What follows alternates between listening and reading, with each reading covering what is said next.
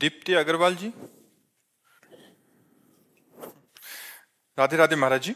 महाराज जी, यश नहीं मिलता जिंदगी में, कितना भी कर लो, किसी के लिए भी कर लो, यश प्राप्ति नहीं हो रही। किसको कर?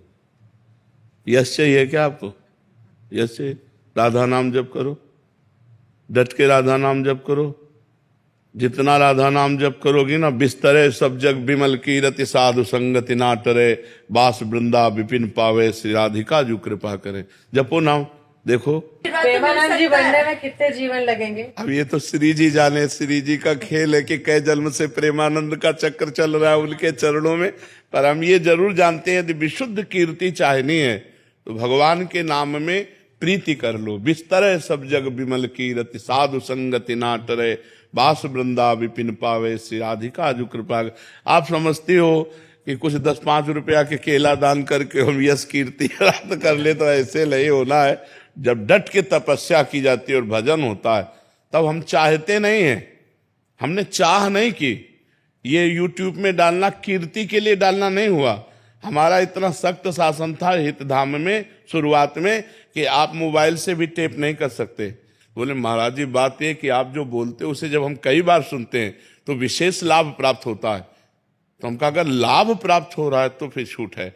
और ये यूट्यूब में इसलिए डालने लगे कि लोगों को लाभ मिले। तो भगवान की कृपा से आज हमारे नवयुवक भाई काफी मात्रा में अपने स्वभाव को, अपने आदतों को छोड़कर गंदी आदतों को अच्छी आदतों में, तो इसका बड़ा लाभ मिला कि आज हमारे भारत में, आज हमारे विश्व में आध्यात्मिक सुधार शुरू हो रहा है, आध्यात्मिक परिवर्तन हो रहा है।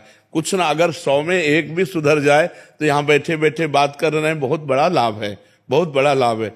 तो ये जो हम यश कीर्ति के लिए नहीं, हम तो भगवद यश जाए लोगों के कानों में, इसलिए शुरू किया था। करें करावें आप सब, जने बढ़ाई दें, श्री किशोरी जी को ये जैसी। तो अगर यश चाहिए तो किशोरी जी से मिलो। बिना किशोरी जी को, किशोरी जी के अधीन है लालजू, और लालजू का समस्त ब्रह्मांड है। जाके अधीन सदाई सांवरो या ब्रज को सिरताज, हमारे माई श्यामाजू को राज। लालन तेरे याधीन, सुनरी सखी हो सांच कहत हो, तू जल है ये मीन, तू जल है ये मीन, लालन तेरे याधीन। तेरे ही रस बस श्याम सुंदर वर, जाचत हैं ज्यों दीन, लालन तेरे याधीन। यदि राधा राधा राधा राधा तो लाडली जी का कृपा प्रसाद बढ़ेगा, यश हो जाएगा। ठीक है ना, इस जन्म में सही तो अगले जन्म में सही, पर खूब नाम जप करो तो मंगल होगा जी। मुकुल जी। महाराज जी, हमारे जीवन में विनम्रता का क्या महत्व है? बहुत बड़ा महत्व है। अगर विनम्र नहीं रहोगे तो आसुरी प्रवृत्ति आपके अंदर हावी हो जाएगी। आसुरी प्रवृत्ति हावी हो जाएगी तो बहुत बड़े दोष प्रकट हो जाएंगे, हमारी दुर्गति करवा सकती है। इसलिए विनम्रता तो आवश्यक ही है। और ये विद्या का जो अध्ययन किया जाता है, ये विनम्रता ही सिखाती है। विद्या विनयम ददाती। जो आधुनिक विद्या पढ़ करके आज उद्दंड हो रहे हैं, ये विद्या नहीं, अविद्या है। वास्तविक विद्या तो वही है जो कम से कम माता पिता के चरणों में झुकना, गुरुजनों के चरणों में झुकना। जिससे बात करो तो आदमी सोचे कि हमने किसी आदमी से बात की है। बात करे तो जिससे देखो उद्दंडता, अहंकार भरा बर्ताव, ये सब आसुरी प्रवृत्तियां बढ़ रही हैं। बिना विनय के तो जीवन, मनुष्य जीवन फिर असुर जीवन है। विनय ही नहीं है तो फिर जीवन क्या है, वो असुर जीवन है। इसलिए विनय का तो बहुत बड़ा महत्व है। और विद्या विनयम ददाती, वही विद्या है जो विनयी बना दे, जो हमें सौम्य गंभीर बना दे, मृदुभाषी बना दे, परोपकारी बना दे, भगवत चिंतन वाला बना दे, तब तो जीवन सार्थक है। आनंद कुमार गुप्ता जी, जबलपुर। महाराज जी, आपके चरणों में कोटि कोटि प्रणाम। गुरुदेव, खुद को भूलकर इष्टाकार वृत्ति में चित्त की दशा कैसे होगी महाराज जी? निरंतर नाम जप करने से। जब हर पल बार बार जहां मन जाए वहां से हटा करके नाम में लगाना, बार बार जहां मन जाए वहीं प्रभु को देखना। जिस वस्तु, व्यक्ति, स्थान में जहां मन जाए वहीं प्रभु को देख। इष्टाकार करना है ना, तो जहां जहां मन। जब ये सृष्टि नहीं थी तो भगवान थे, जब ये सृष्टि नहीं रहेगी तो भगवान रहेंगे। तो बीच में कौन है? भगवान ही है। जब गहना नहीं बना था तब सोना था, जब गहना बिगड़ जाएगा तब सोना रहेगा। तो बीच में गहनों के रूप में क्या है? सोना ही तो है। ऐसे ही स्त्री पुरुष नाम रूप है, लेकिन वो परमात्मा है। तो भजन करते समय हमारा जहां मन जाए वहां से हटाकर भजन में लगाना, या जहां मन जाए जिस स्त्री पुरुष जड़ चैतन्य वस्तु व्यक्ति स्थान पर परिस्थिति घटना सबको भगवान में देखना, तो हमारी वृत्ति भगवदाकार होती जाएगी।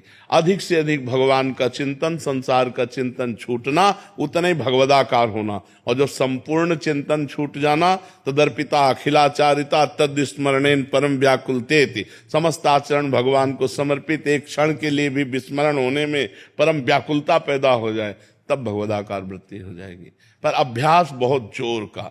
ये सातु दीर्घ काल निरंतर सत्कार सेवितो दृढ़ भूमि, दीर्घ काल सत्कार पूर्वक निरंतर भजन किया जाए, तब वो दृढ़ भूमि तैयार हो जाती है। हर समय नामाकार वृत्ति चलती है। जब नाम में वृत्ति हो जाती है, तब उसमें रूप छाता है। देखी रूप नामाधीना, और जहां रूप छाया तो भगवदाकार वृत्ति हो जाती है। भगवान का रूप ऐसा है कि एक बार जो देख ले तो फिर और कुछ देखने लायक नहीं रहता, वो उसी प्रेम में मतवाला हो जाता है। रूप छके घूमत रहे, तन को तनिक न भान, नारायण दृग जल बहे, यह है प्रेम पहचान। बार बार आंसू निकल रहे हैं, बार बार भगवान के चिंतन में विकल है, तो और कुछ याद है। और कछु न सुहाए तिनको, जुगल सेवा सुख पगी, केवल प्रिया प्रीतम, और कुछ अच्छा ही नहीं लगता। जब सर्वोत्तम रूप देखने को मिल जाता है, सर्वोत्तम आनंद मिल जाता है, आत्यंतिक सुख मिल जाता है, तो इन क्षणिक नाशवान भोगों की तरफ या नाशवान रूपों की तरफ मन जाएगा ही क्यों? तब वो भगवदाकार वृत्ति हो जाती है। पुनीत कुमार शर्मा जी। राधे राधे प्रभु जी। राधे राधे महाराज जी। महाराज जी, मन की शांति के लिए कोई आप मंत्र बता सकते हैं? राधा राधा, सब जगह खूब सेवा सत्कार भजन साधना करने के बाद राधा। पूज्यपाद भाई जी हनुमान प्रसाद पोद्दार जी के पास बाबा राधा, अंतिम स्थिति राधा। अगर पकड़ पाओ तो पकड़ लो, नहीं तो फिर राम कृष्ण हरि भगवान के विविध नाम है, जो नाम प्रिय लगे सो नाम जप करो। सब नामों में समान सामर्थ्य है, सब नामों में उद्धारक शक्ति समान रूप से है। लेकिन हमसे पूछोगे तो हमारा प्राण धन जीवन राधा नाम है। राधा नाम है जीवन हमारा, राधा नाम प्राण आधार है, राधा नाम है कर्ता विधाता, राधा नाम पालनहार है, राधा नाम सबका पूज्य है। राधा नाम का पूजन करें, राधा नाम के ही ध्यान से हम शुद्ध अपना मन करें। राधा नाम के जप ध्यान से प्रेम बढ़ता जाएगा। राधा नाम ही हमें अंत में प्रेम में निकुंज में पहुंचाएगा। ये निकुंज तक का राही है राधा नाम। जो चाहो, हमारा मन भी शुद्ध हो जाएगा, तन भी शुद्ध हो जाएगा। जी। अमन तिवारी जी, रीवा से। राधे राधे। राधे राधे महाराज जी। गुरु जी, परिवार भाई मित्र के साथ हमारे रिश्ते हमेशा प्यार भरे रहे हैं, इसके लिए क्या प्रयास करना चाहिए? यदि इन रिश्तों में कभी लड़ाई या मनमुख भाव आ जाए तो ऐसे में कैसे सही? वैसे बच्चा, बिना भगवत भाव के कोई भी रिश्ता पुष्ट नहीं रहेगा, क्योंकि कभी प्रतिकूलता उधर से आएगी तो आपका मन निराश हो जाएगा कि इतनी अनुकूलता देने के बाद भी इतनी प्रतिकूलता। और जब हम भगवत भाव रखेंगे तो हम अनुकूलता का भाव रखा ही नहीं, हमने तो भगवत भाव रखा है। जो हमने किया अपने प्रभु के लिए किया, उधर से जो आया मेरे प्रभु का विधान है, इसलिए जोई जोई प्यारो करे सोई मोई भावे, नाराज होने की बात नहीं।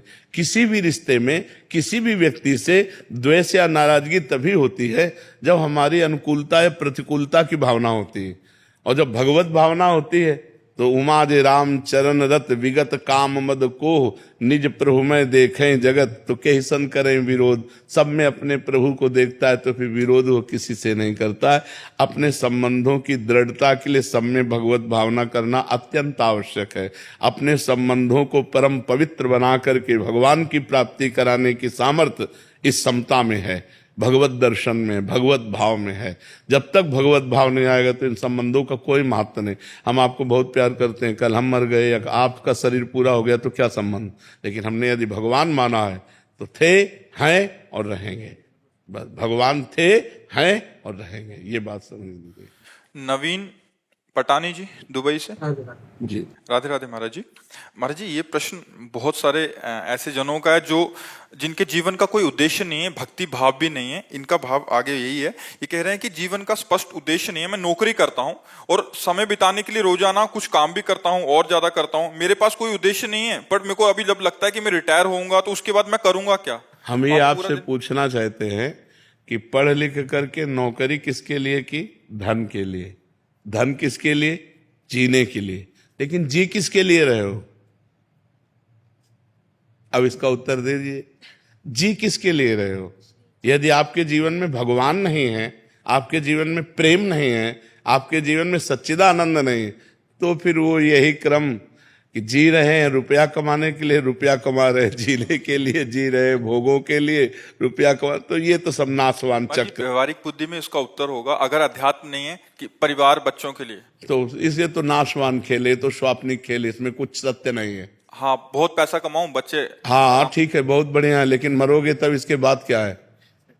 दुनिया में लाखों का मेला जुड़ा, हंसा जब जब उड़ा, कोई साथी नहीं। उस समय बोलिए, उस समय नाम साथी है। आज बहुत सुंदर भगवत चर्चा सत्संग में हुई थी कि जिसका मन भगवान में बस में नहीं हुआ, नहीं लगता, और वो थोड़ा बड़ा भजन करता है, सत्संग करता है, और तो उसकी गति क्या होगी? भगवान में मन लग जाए तो भगवत प्राप्ति हो जाए। लेकिन जब मन जितेंद्रिय नहीं, ना इंद्रिय वश में, ना मन वश में है, और ना मन भगवान में पूर्ण रूप से लगा है, लेकिन वो भजन साधन कर रहा है, नाम जप कर रहा है, सत्संग सुन रहा है, पाठ कर रहा है, तो भगवान ने कहा उसकी दुर्गति नहीं हो सकती, उसका पतन नहीं हो सकता। वो श्रीमान कुलवान धनवानों के यहाँ उसका जन्म होगा, और ऐसा भक्ति का माहौल होगा कि अगले जन्म से भगवत प्राप्ति हो जाएगी। तो हमें लगता है कि हमारे जीवन का उद्देश्य भगवान की प्राप्ति होना चाहिए। या भगवान से मतलब नहीं रख पा रहे हो, मान लो अभी इतनी पवित्रता नहीं, तो इतना तो हो जाए कि मनुष्य बनाऊं तब सुअर कुत्ता न बनूं। इतना तो उद्देश्य हो ही जाए, तो कम से कम हम इतना भजन तो कर ले कि हमें फिर मनुष्य शरीर मिले और हम फिर अच्छे कर्म करें और भगवान को रिझा लें। तो इसलिए भजन करो, इसलिए भजन करो कि ये जो पदवी मिली है, जो सुख सुविधा मिली है, जो मनुष्य शरीर मिला है, ये दोबारा भी मिल जाए, क्योंकि ये पुण्य बल से मिला है, भगवान की कृपा बल से मिला है। तो दोनों बल हमारे पास हो, पुण्य बल भी हो और भगवान का कृपा बल हो। तो नाम जप से बढ़कर कोई पुण्य नहीं। अगर हमारे पास 100 रुपया है तो हम 1 रुपया किसी गरीब की सेवा में लगाने की भी सोचें, क्योंकि जो 100 रुपया अभी मिले, अगर 1 रुपया जमा हो जाएगा तो आगे हमें मिलेगा। और नाम जप कर रहे हैं इसलिए भगवान की कृपा हमें प्राप्त होगी। तो 2 कार्य, एक परोपकार और एक नाम जप, ये 2 कार्य जीवन में कर लो। हर व्यक्ति को करना चाहिए। भाई बैंक बैलेंस क्यों करते हो? आगे के लिए करते हो ना, लेकिन इस शरीर के आगे की बात सोचो। अब वो सोच ही नहीं है, ये सोच केवल भारत में है, मरने के बाद क्या होगा, इस बात को केवल भारत के ब्रह्म ऋषियों ने जगाया है, नहीं तो और तो बस जियो खाओ मरो। तो हमें लगता है जीवन को सार्थक करने के लिए नाम जप और परोपकार अवश्य करना चाहिए। परोपकार बहुत बड़ा धर्म है, परहित सरिष धर्म नहीं है। त्रिलोक कुमार जी राजस्थान से। राधे राधे महाराज जी। महाराज जी, मैं कर्म में विश्वास रखता हूँ और आपको यूट्यूब माध्यम से 1 साल से सुन रहा हूँ। महाराज जी, मेरा प्रश्न है कि रामायण में एक बताया गया है कि कर्म प्रधान विश्व करी राखा, जो जस करहि तो तस फल चाखा, और सकल पदार्थ ही है जग माही, कर्महीन नर पावत नाही। तो महाराज जी, एक तरफ कहते हैं कि होई है सोही जो राम रचि राखा। तो केवल कर्म तक सीमित रहना चाहते हो क्या? केवल कर्म तक करना चाहते हो क्या? तो कर्म 2 ही प्रकार के होते हैं, शुभ कर्म और अशुभ कर्म, और इनकी दोनों की गति बस नरक स्वर्ग और मृत्यु लोक। तो दुर्गति से बचोगे क्या कर्म करके? सत्कर्म करना है, भगवत कर्म करना है, भगवान के अधीन होकर के कर्म करना है, श्री कृष्ण अनुकूलेन कर्म करना है, प्रतिकूल से विसर्जनम करना है, भजन करना है, परोपकार करना है, माता पिता की सेवा करनी है, पुत्र परिवार आदि का पालन करना है, और ये सब कर्म भगवान को अर्पित करके भगवत प्राप्ति करनी है। अगर भगवत प्राप्ति नहीं तो शुभ अशुभ कर्मों के पचड़े में तो पूरा संसार फंसा हुआ है। सब संसार कर्म कर रहा है, तुम ही थोड़ी कर्म कर रहे हो। बिना कर्म किए कोई एक क्षण भी नहीं रह सकता। तो सब कर्म कर रहे हैं, शुभ कर्म बन रहे हैं, अशुभ कर्म बन रहे हैं। शुभ का फल सुख मिल रहा है, अशुभ का फल दुख मिल रहा है। दुख सुख की इसी पचड़े में सब फंसे हुए हैं। तो को मानो दे इसी के लिए मिला है क्या? केवल कर्म करते हुए सुख और दुख का भोग करना। मानव देह का फल मिला है, सुख दुखे समय कृत्वा लाभा लाभो जया जयो। सुख दुख में समान भाव करते हुए, लाभ अलाभ में, जय पराजय में समान भाव करते हुए परमात्मा प्राप्ति करने के लिए, परमात्मा प्राप्ति करने के लिए शुभ अशुभ दोनों कर्मों का नाश करना होता है। शुभ अशुभ दुर्ग विध्वंस बल तब जयति जयति जग उच्चरे। शुभ अशुभ दोनों कर्मों का जब नाश होगा तब भगवत प्राप्ति होगी। अब ये आता है, ये कला आती है दोनों कर्मों का नाश करने की। वो है हुई है सोई जो राम रचिरा का, को करी तर्क बढ़ावे ईसा का। वही होता है जो भगवान ने रच रखा है। तो अब भगवान ने हमें मानव देह रच रखा है, भगवान के हम अंश हैं। अब हम भगवान का भजन करके शुभ अशुभ का नाश करके भगवत प्राप्ति करेंगे। कर्मों के क्या, कर्म तो सब जीव कर रहे हैं, कौन सा ऐसा जो कर्म विहीन हो। कुछ पाप कर्म हो रहे हैं, कुछ पुण्य कर्म हो रहे हैं, लेकिन कर्मों के ऊपर जो उठे तब तो बात बने। मनुष्य जीवन केवल कर्मों में ही फंसे रहने के लिए थोड़ी है, कर्म समर्पण करके कर्म योग करने के लिए है। कर्म योग के द्वारा भगवत प्राप्ति करो, भक्ति योग के द्वारा भगवत प्राप्ति करो, ज्ञान योग के द्वारा भगवत प्राप्ति। ये योग प्राप्त करने के लिए मानव जीवन है। समझ पा रहे हो आप? हरेंद्र सिंह जी, राधे राधे महाराज जी। महाराज जी, मैं एक फौजी हूँ, वर्तमान में आपातकालीन सेवाएं जो होती हैं उसमें कार्यरत हूँ। देश व विदेश की प्राकृतिक आपदाओं में अपना कार्य करता हूँ। महाराज जी, गुरु जी, मुझे भक्ति का भाव बिल्कुल नहीं था, परंतु सोशल साइट पे आपकी वीडियो देखकर भक्ति भाव आ गया। जब भी आपकी वीडियो देखता हूँ तो आंखें नम हो जाती हैं। महाराज जी, ये किस दशा को दर्शाता है? सात्विक प्रवृत्ति को, कि आपका हृदय सत्वगुण से युक्त होकर पवित्र हो रहा है। पवित्र हृदय में जब हम सत्संग सुनते हैं, भगवद वार्ता सुनते हैं, तो हमारे अश्रु आने लगते हैं। इससे हमारा प्रमाण मिलता है कि मन धीरे धीरे पवित्र हो रहा है, हमें धीरे धीरे भगवान की तरफ बढ़ाया जा रहा है, धीरे धीरे हमारे ऊपर भगवान की कृपा हो रही। ये पवित्रता का, मन की पवित्रता का लक्षण है। गदगद सुर नैना सजल दंपति रस रहे भीन, ईगत वृंदा विपिन में फिरे प्रेम तल्लीन। वो तो मानो वृंदावन के लिए कह रहे, और आप कहीं भी हो, भगवान की बात सुनकर, भगवान का नाम सुनकर, भगवान की याद में आंसू आना, ये परम पवित्रता का लक्षण है, भगवान की कृपा का लक्षण है। छवि शर्मा जी, नोएडा से। राधा वल्लभ श्री हरिवंश महाराज जी, गुरुदेव, आपके दिव्य प्रवचन के माध्यम से मेरे परिवार नाम जप में धीरे धीरे बढ़ रहा है महाराज जी, और गृहस्थ जीवन शांतिपूर्ण और सुख में व्यतीत हो रहा है। गुरुदेव, आपके वचनों से अमूल्य ज्ञान प्राप्त हुआ कि पति ही परमेश्वर है, उनके भीतर भगवान का स्वरूप देखा जाए और श्रद्धा से उनकी सेवा की जाए। इसी भावना से प्रेरित होकर मैं प्रतिदिन उनके किसी कार्य क्षेत्र या अथवा तीर्थ से लौटने पर श्रद्धा पूर्वक उनके चरण स्पर्श करती थी, इससे वे प्रसन्न होते थे। किंतु अब जब बहुत ऐसा मतलब अब अंगुलियों में गिना जा सकता है। जैसे आप आज्ञा का पालन कर रहे हैं, शास्त्र आज्ञा का, और आप ऐसे चल रहे हैं, ऐसे अंगुलियों में गिना जा सकता है माताओं बहनों को, मतलब सैकड़ों हजारों में नहीं, अंगुलियों में गिना जा। तो ये तो बहुत उत्तम बात है, बहुत धर्म की बात है, और हमारे भारत की ही केवल बात है कि यहाँ की माताएं बहनें अपने पति में भगवान का दर्शन करके भगवान को भी परास्त कर दिया।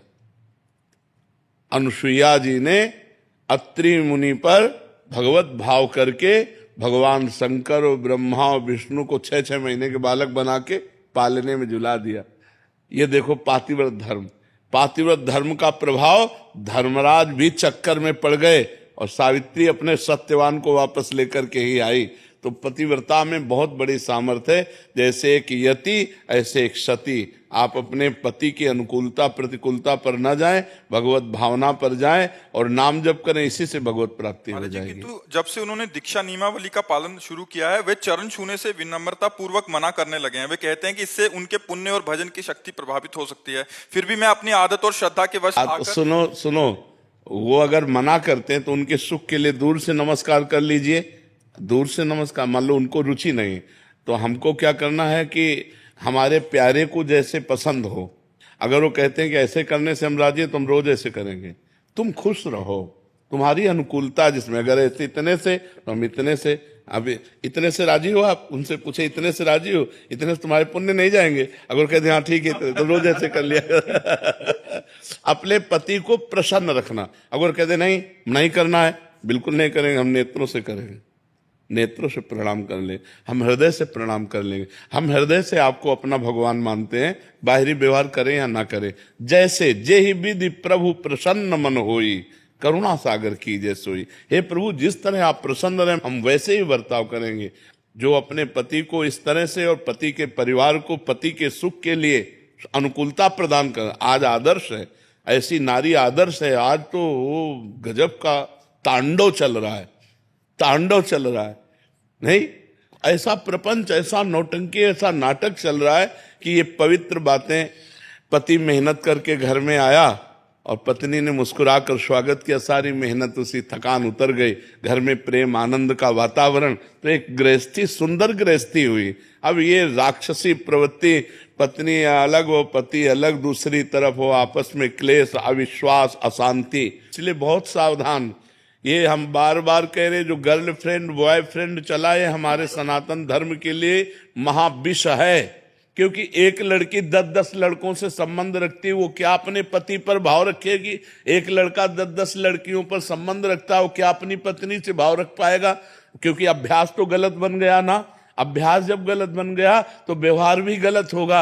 अब क्या आपका गृहस्थी धर्म होगा जिसकी पत्नी चंचल है, जो स्वभाव में, जिसका पति व्यभिचारी है, वो क्या गृहस्थी धर्म?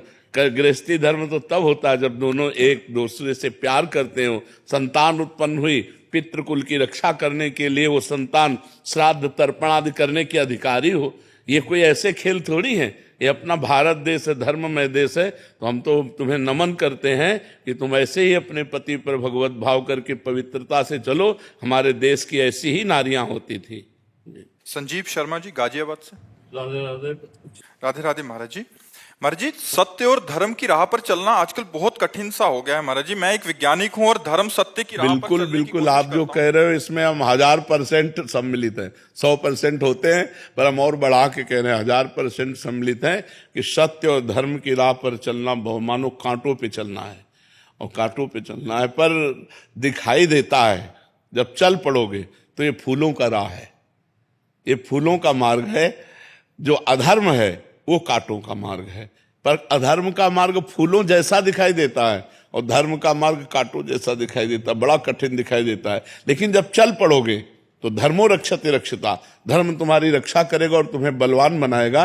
क्योंकि अगर ऐसा ना हो तो बड़े बड़े धर्मात्माओं ने कष्ट सहते हुए धर्म का पालन किया है, और अधर्मियों ने सुख लूटते हुए अधर्म का, लेकिन उनका नाश हुआ है। परिणाम में अधर्मियों का नाश हुआ है और धर्मात्माओं की जय हुई है। लेकिन बीच यात्रा में अधर्मी सुख पूर्वक रहे हैं और धर्मात्माओं को कष्ट भोगना पड़ा है। लेकिन परिणाम में धर्मात्मा सुख को प्राप्त हुए और अधर्मियों का नाश हुआ है। परिणाम में तो ठाकुर जी अपने आप आते हैं, यह है हाँ, बचाते हैं। बिल्कुल बिल्कुल, धर्मो रक्षते रक्षिता, जो धर्म की रक्षा करता है भगवान उसकी रक्षा करते हैं जी। अंशु त्रिपाठी जी। राधे राधे। राधे राधे महाराज जी। महाराज जी, जब भी मेरे जीवन में खुशी आती है तो मैं डर सी जाती हूँ, जैसे उसके बदले कुछ बुरा हो जाएगा। मुझे ऐसा डर क्यों सताता है महाराज जी? इसका जब मन मलिन होता है तो सुख में वो भय की कल्पना कर लेता है, नकारात्मक सोच ले आता है। और जब मन पवित्र होता है तो भय, दुख और चिंता के समय में भी वो सकारात्मक सोच कर लेता है और सुख का अनुभव करता है। इसीलिए मन को पवित्र करना अनिवार्य है। इसीलिए सबसे कहते हैं परोपकार करो, नाम जप करो, मांस मदिरा का सेवन मत करो, व्यभिचार मत करो, जिससे तुम्हारा मन पवित्र हो जाए। नहीं, सुख का अवसर आने पर भी वो नकारात्मक सोच, मतलब निगेटिव सोच लाकर वो भय पैदा कर देगा। सुख का तो अवसर आया और दुख दे रहा है मन, और जब दुख का अवसर आया तो दुख भोगेगा ही। इसलिए मन को पवित्र करना अनिवार्य है, और उसकी पवित्रता के लिए 2 उपाय है, एक नाम जप और एक परोपकार। दूसरों का हित करो। कोई बीमार है, कोई भूखा है, कोई गरीब है, उसका सहयोग कर दो। उसकी जो मांग है, उस समय आवश्यकता, उसकी पूर्ति कर दो। भगवान आपका बड़ा मंगल करेंगे। और नाम जप करो। नाम जप के बिना सब बात गड़बड़ है। इसलिए किसका प्रश्न है? हाँ, इसलिए नाम जप करो और परोपकार की भावना रखो और घर परिवार में सबकी सेवा करो, और नकारात्मक सोच अपने आप चली जाएगी यदि नाम जप करोगे। देखो, बड़ी से बड़ी दुख की परिस्थितियों में भी भक्तों ने आनंद का अनुभव किया है। भगवान की बड़ी कृपा है, ऐसा बोले। देखो सकारात्मक सोच का फल कि बड़ी से बड़ी विपत्ति है, दुख है, उनसे जब वार्ता की गई तो कहते बड़ी कृपा है भगवान की। मतलब दुख में भी भगवान की कृपा का अनुभव करके वो सुखी हो रहे हैं। और यहाँ सुख में भी भय की एक, कि कहीं भय ना आ जाए, संशय वृत्ति आ गई, तो ये मन की मलिनता है, इसको निर्मल करने के लिए नाम जप और परोपकार कीजिए। अभी जी पंजाब से।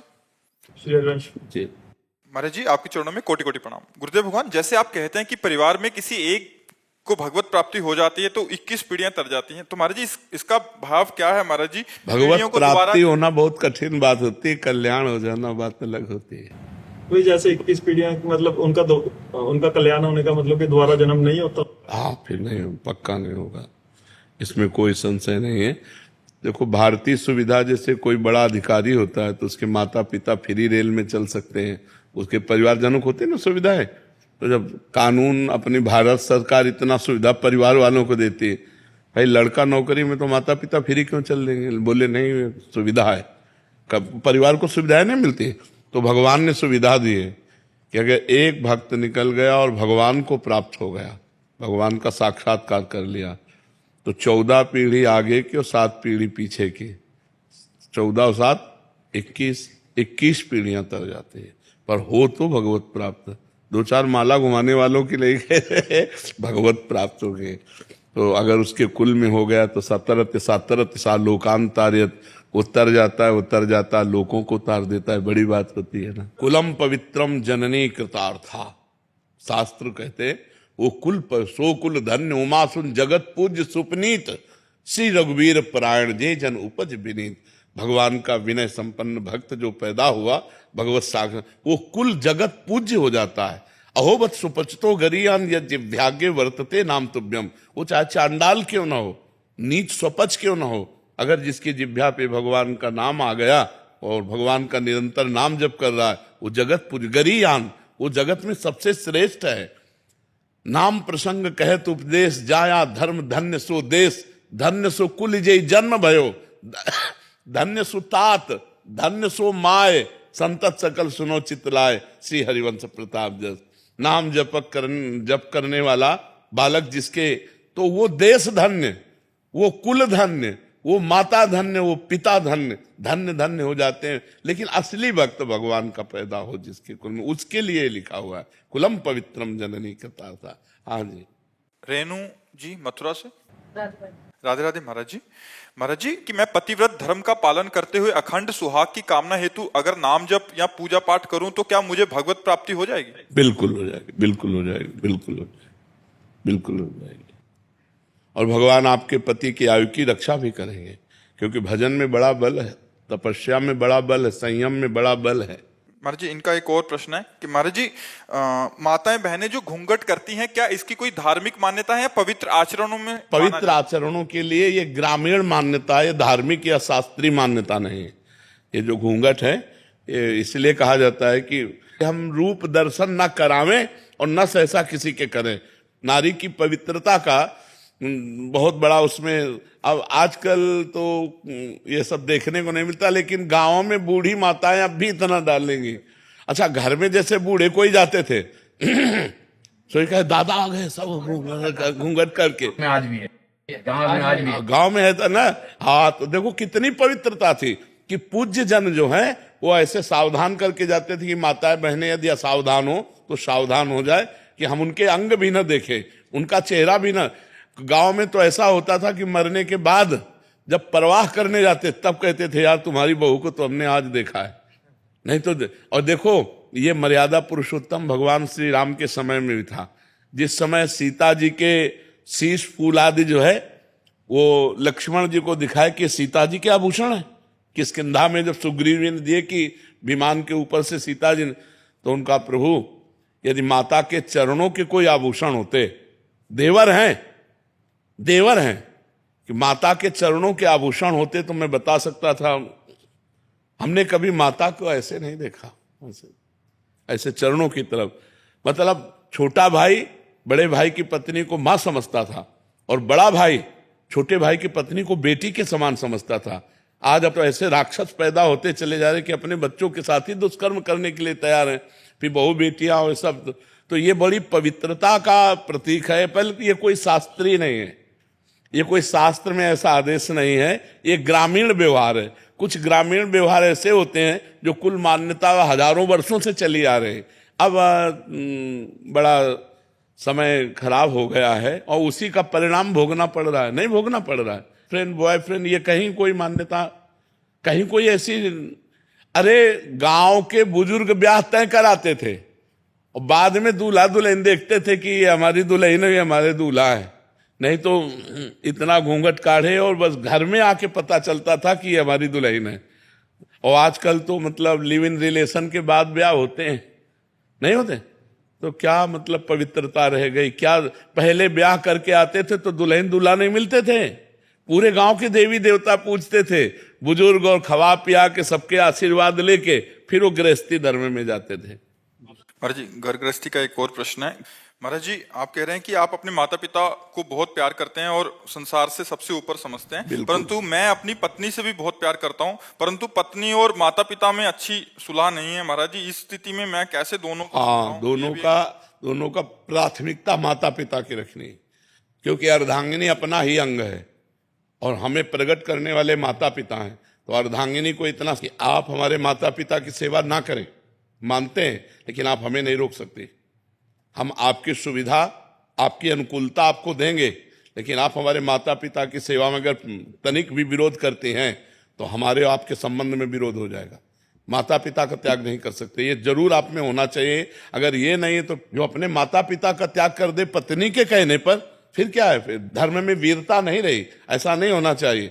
जो लड़की इस तरह की मतलब व्यवहार वाली हो कि आप हमसे प्यार करते हो, तो आप अपने माता पिता का त्याग कर दो, तो उसे कह देना चाहिए कि तैयार रहना, त्याग के लिए तैयार रहना। जिस दिन हमारे माता पिता की सेवा में व्यवधान उपस्थित कर दोगे, उसी दिन हमारे आपके बीच में संबंध विच्छेद हो जाएगा। और अगर आप हमारे माता पिता की सेवा करती हो तो हम आपको प्राणों से अधिक प्यार करेंगे, नहीं करती हो तो आपको अधिकार देंगे, लेकिन आप हमारे को सेवा में जाने से नहीं रोक सकती हो। इतना जरूर रहना चाहिए। माता पिता भगवान का स्वरूप है और पुत्र का पूरा अधिकार है माता पिता की सेवा करने का। तो ध्यान रखना, अवश्य में भोक्तव्यम कृतम कर्म शुभाशुभम, जो जैसे कर्म करेगा वैसा फल देगा भगवान, भोगना पड़ेगा, इसलिए बहुत सावधान। तो कभी चूक मत कर देना, पत्नी के चक्कर में आकर अपने बूढ़े माता पिता को मारना पीटना या घर से निकाल देना, ऐसे कोई आचरण मत करना।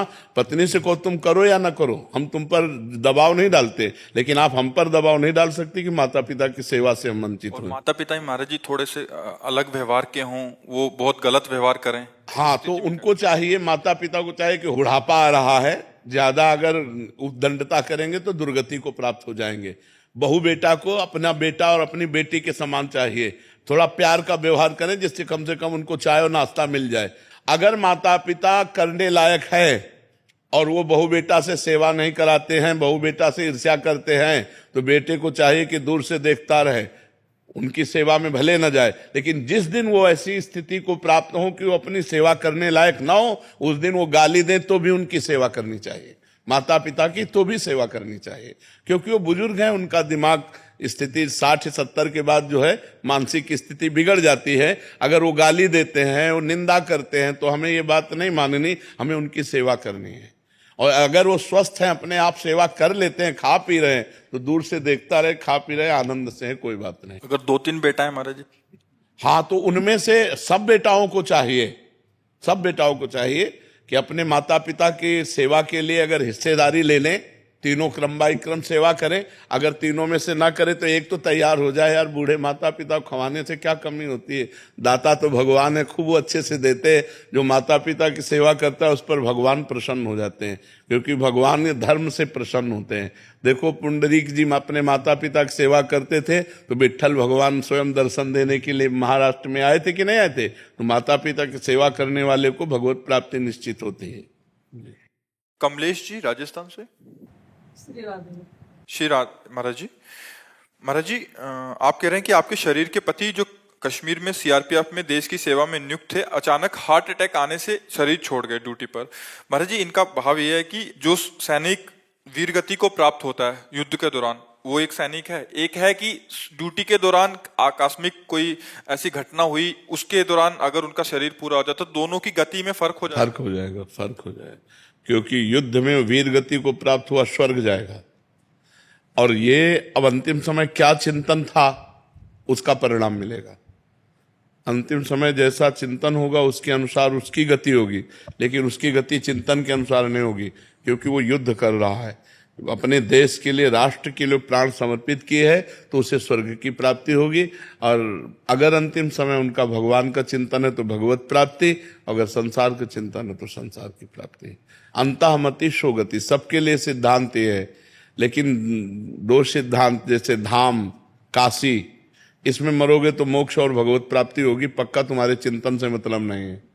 युद्ध भूमि में मरोगे, स्वर्ग की प्राप्ति होगी, तुम्हारे चिंतन से मतलब नहीं है, लेकिन अन्य फिर आपका चिंतन। तो अपने पति की उन्नति के लिए, आत्मोन्नति के हाँ, वो श्रीमद् भागवत का सप्ताह पारायण, भगवान नाम कीर्तन और भगवान नाम जप करके अपने पति के नाम संकल्प करें तो उनका मंगल होगा, उनका कल्याण। जी एक प्रश्न और है कि उसी दिन एकादशी थी महाराज जी, तो मैं बहुत दिन से एकादशी कर रही थी, तो किसी ने बोला पंडित ने कि आप एकादशी आपकी चली गई, छूट गई, नहीं तो आप उद्यापन कर सकते हैं, और नहीं आप है ना एकादशी कर सकते। तो महाराज इसके लिए आप नहीं, एकादशी व्रत रहिए आप।